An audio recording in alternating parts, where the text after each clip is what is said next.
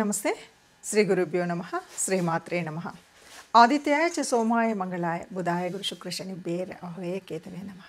2025 జనవరి మాసానికి మాస ఫలితాలు. 2025 జనవరి అనగానే అందరికీ ఒక ఆలోచన ఏంటంటే ఈ సంవత్సరం ఎలా ఉంటుంది అని. నిజానికి అందరికీ కూడా ఆంగ్ల నూతన సంవత్సర శుభాకాంక్షలు. జనవరిలో మరి కొత్తగా మనకేం మార్పు ఉంటుంది ఏంటి అంటే, నిజానికి మన సనాతన ధర్మంలో ఉన్న శాస్త్రీయతలో మనం ఎప్పుడు కూడా సంవత్సర ఫలితాలు అనేవి తెలుసుకునేటప్పుడు ముఖ్యంగా ఉగాది నుండి ఉగాది వరకే మనం తెలుసుకుంటాం. కానీ ఇది మన కన్వీనియన్స్ కోసం పెట్టుకున్నటువంటి గ్రెగేరియన్ క్యాలెండర్ ప్రకారంగా కొత్త సంవత్సరం ఆంగ్లేయులు ప్రపంచవ్యాప్తము ఇదంతా ఒకటి సిద్ధాంతం ఉంది కాబట్టి ఆంగ్ల నూతన సంవత్సరం అని చెప్తున్నాం. కానీ ప్రతి మాసంలో ఎలాగైతే మన గ్రహాలు గోచార రీత్యా సంచారం జరుగుతూ ఉంటుందో అదే ఉంటుంది. ఇక్కడ కొత్తగా ప్రకృతిలో వచ్చేటువంటి మార్పు కానీ గ్రహాల యొక్క గమనంలో కానీ ఎప్పుడు వాటి స్థితిని బట్టి, అంటే ఒక్కొక్క గ్రహానికి ఒక్కొక్క రాశి మారడానికి కొంత సమయం పడుతుంది. చంద్రుడికైతే 2.5 రోజులకి ఒకసారి, అలాగే మరి ఇంకా మిగతా వాటికి ఒక శనిగ్రహం చూస్తే మనకు తెలుసు 18, అంటే చాలా పెద్ద గ్రహాలకు ఒకలాగా, చిన్న గ్రహాలకు ఒకలాగా, నెల లోపల తిరిగే వాటికి 45 రోజుల్లో తిరిగేవి. రవి లాంటి వాడు కరెక్ట్గా నెల వచ్చేసరికి మారుతూ ఉంటాడు. ఇలాంటివి గ్రహాల యొక్క గమనం ఉంటుంది. మరి ఇలా ఉన్నప్పుడు జనవరి మాసంలో ఎలా ఉంటుంది, ఏ రాశి అంటే గోచార రీత్యా ఏ రాశిలో ఏ గ్రహాలు ఉన్నాయని కనుక మనం ముందు చూసినట్టయితే ఈ మాసంలో మనకు ముందు నుండి ఉన్నట్టుగానే రాహువు మనకి మీనరాశిలో ఉంటుంది, కేతువు కన్యారాశిలో. ఇది దాదాపుగా చాలా నెమ్మదిగా కదిలేటువంటి గ్రహాలు కాబట్టి ఇప్పుడప్పుడే మారే పరిస్థితి లేదు అన్నట్టుగా మనకు కొంత కాలం నుండి ఉన్నాయి. సరే, గురువు వృషభంలో ఉన్నాడు, సేమ్ వక్రించే ఉన్నాడు. తర్వాత కర్కాటక రాశిలో ఉన్నటువంటి కుజుడు మళ్ళీ వక్రగతిలో ఉన్నాడు. కాకపోతే ఈ నెల 21వ తారీఖు మళ్ళీ వెనక్కి వెళుతూ ఉన్నాడు, అంటే మిథున రాశిలోకి వెళుతూ ఉన్నాడు. తర్వాత ఇక బుధుడి దగ్గరికి వచ్చేసరికి వృచ్చికంలో ఉన్నాడు, 4వ తారీఖు మారి ఆయన ధనుస్సులోకి వెళ్తాడు. ఆ తర్వాత మళ్ళీ 25వ తారీఖు వచ్చేసరికి మకరంలోకి ప్రవేశిస్తాడు. ఇది మనకు బుధుడి యొక్క గ్రహస్థితి.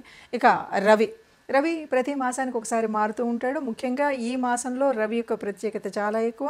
ధనుసు రాశిలో ఉన్నటువంటి రవి మకరంలోకి మారడం వల్లే మనకి కొన్ని మార్పులు, ఉత్తరాయణ కాలం రావడం కానీ మకర సంక్రాంతి రావడం కానీ జరుగుతుంది. అలా రవి మకర రాశిలోకి ప్రవేశిస్తాడు. ఇక శుక్ర శనులు ఇద్దరూ కూడా మనకి కుంభరాశిలో కనిపిస్తారు. మీనరాశిలో రాహు ఉన్నాడు అని చెప్పుకున్నాం. అయితే శుక్రుడు 28వ తారీఖు మనకి మీనరాశిలోకి వెళ్ళడం అనేటువంటిది ఉంటుంది. మరి ఇలాంటి గ్రహస్థితి ఉన్నప్పుడు, అంటే గ్రహాల యొక్క గమనం ఇలా ఉంది, మరి ఇలా ఉన్నప్పుడు ఒక్కొక్క రాశి వారికి ఎలాంటి ఫలితం కనిపిస్తుంది? ఎందుకు అంటే మనకి కొన్ని యోగించే గ్రహాలు ఉంటాయి, కొన్ని యోగించని గ్రహాలు ఉంటాయి. గ్రహాల యొక్క స్థితి, యుతి, దృష్టి వీటన్నింటి మీద మన యొక్క గ్రహస్థితి ఉంటుంది. ఏ మాసానికైనా, ఏ పక్షానికైనా, వారానికైనా దినఫలాల వరకు చూసుకున్నప్పటికి కూడా ఏ రోజుకి ఆ రోజు మారుతూ ఉంటుంది, ఎప్పటికప్పుడు ఉంటుంది. అలా మారుతున్నప్పటికి కూడా మనం దినఫలాలు చూసుకునే వాళ్ళు ఉంటారు, వారఫలాలు ఇలా చూసుకుంటూ ఉంటాం. దీనికి కారణం ఏమిటి అంటే, ఏదైనా సరే జరగబోయే పరిస్థితులలో వచ్చేటువంటి గ్రహాల మార్పు వల్ల మనకి ఏదైనా అనారోగ్యం, లేకపోతే ఆర్థిక ఇబ్బంది, లేక ఉద్యోగ చలనం ఇలాంటివి ఏవైనా ఉన్నప్పుడు దానికి తగు జాగ్రత్త తీసుకోవడం కోసం, లేదా కొన్నిసార్లు ఆ గ్రహాలని సంతృష్టిపరచడం కోసం మనం చేసేటువంటి గ్రహాల యొక్క పరిహారాలు ఇవి తెలుసుకుంటే గనక మనకు రాబోయే కష్టం నుండి కొంత తగ్గించుకోవడం, లాభం ఉంది అంటే దాని సద్వినియోగం ఎలా చేసుకోవాలి అనేటువంటి విషయాలు తెలుసుకోవడం కోసం మాత్రమే మనం ఎప్పుడు కూడా ఈ గ్రహాల యొక్క ఫలితాలను, అంటే మాస ఫలితాలు కానీ, వార ఫలితాలు కానీ, పక్ష ఫలితాలు కానీ, దిన ఫలితాలు కానీ తెలుసుకుంటూ ఉంటాం. మొదటి పక్షంలో ఉండేటువంటి గ్రహస్థితి మరి ఎలా ఉంది అంటే, మొదటి పక్షంలో జనవరి 2025 గాను మొదటి పక్షంలో మనకి మీనరాశిలో రాహు ఉంటాడు, గురువు వక్రించి వృషభంలో ఉన్నాడు, కుజుడు వక్రించి కర్కాటకంలో ఉంటే కన్యలో కేతువు, ఇది మనకు కనిపిస్తుంది. బుధుడు మనకి 4వ తారీఖు వరకు మొదట వృచ్చికంలో ఉండి తదుపరి మనకి, అంటే ఈ మొదటి పక్షం వరకు ధనుసు రాశిలో ఉంటాడు. ఇక రవి ధనుసు రాశిలో 13వ తారీఖు వరకు ఉండి 14వ తారీఖు మకరంలోకి మారుతూ ఉన్నాడు. ఇక శని శుక్రులు ఇద్దరు కూడా కుంభరాశిలో ఉంటారు. ఇది ఈ మొదటి పక్షం యొక్క గ్రహస్థితి. ఇక రెండవ రాశి రెండవ పక్షంలో అంటే జనవరి 2025 రెండవ పక్షానికి గాను గ్రహస్థితి ఎలా ఉంది అంటే గ్రహాల యొక్క గమనం ఎలా ఉంది అంటే ముందుగా రాహువు మీనంలో ఉన్నాడు, గురువు వక్రించి వృషభంలో ఉన్నాడు, కుజుడు వక్రించినటువంటి స్థితి మొదట 15 నుండి దాదాపు 20వ తారీఖు వరకు కర్కాటకంలో ఉండి 21 నుండి మనకి మిథునంలోకి కనిపిస్తాడు. ఇక తర్వాత కేతువు కన్యలో ఉంటాడు, బుధుడు మనకి ముఖ్యంగా ధనుసు రాశిలో కనిపిస్తాడు, రవి వచ్చేసరికి మకర రాశిలో ఉంటాడు. ఇక శుక్ర శనులు ఇద్దరిని కనుక చూస్తే ముందుగా కుంభరాశిలో ఉండి శుక్రుడు మాత్రం 28వ తారీఖు మళ్ళీ మార్పు చెందుతాడు మీనంలోకి. ఇది రెండవ పక్షం యొక్క గ్రహస్థితి.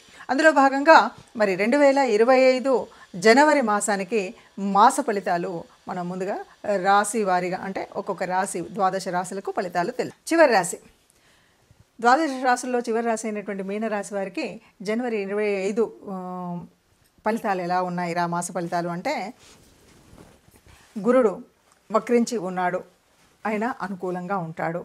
తర్వాత మొదటి పక్షంలో రవి కొద్దిగా అనుకూలంగా స్థితిలో ఉంటాడు కాబట్టి మొదటి పక్షంలో కొద్దిగా మిశ్రమ ఫలితాలే ఉంటాయి. ఎందుకంటే రవి అనుకూలంగా లేనప్పుడు ఏమవుతుంది, ఆత్మవిశ్వాసం తక్కువ ఉంటుంది, ఏదైనా పని చేయాలంటే శక్తి తక్కువగా ఉన్నట్టు అనిపిస్తుంది, ఏమో చేయగలుగుతానో లేదో, నేను ఈ పనిలో చేస్తే ఎంతవరకు సక్సెస్ అవుతానో లేదో, అన్నిటికి కూడా మన మీద మనకు నమ్మకం లేకపోవడం వల్ల ఏ పని చేయలేం. నిజానికి ఎప్పుడు కూడా మన మీద మనకు నమ్మకం ఉన్నప్పుడు అన్ని పనులు వాటికి ఎంత దైవానుకూలత తక్కువ ఉన్నా సరే, సపోర్టు ఇంటి దగ్గర నుండి సపోర్ట్ లేకపోయినా మన మీద మనకు నమ్మకం ఉంటే పూర్తిగా సఫలీకృతులం అవుతాం. కానీ ఇక్కడ మొదటి పక్షంలో ఏ అనుకూలత అంతగా ఆత్మవిశ్వాసం లేకపోవడం వల్ల కొద్దిగా వ్యవస్థ అంతా కూడా సవ్యంగా జరుగుతుందా అంటే మామూలు మిశ్రమంగా జరుగుతుంది. తర్వాత ఇక శని శుక్రుడు వీళ్ళిద్దరూ కూడా ఉన్నటువంటి పరిస్థితుల్లో కొద్దిగా వ్యయం ఎలా ఉంటుందంటే మనం అవునన్నా కాదన్నా ఒక్క పరిస్థితి అయితే చెప్పాలి ఏంటంటే సఖ్యతను పాడు చేస్తాయి మనకు.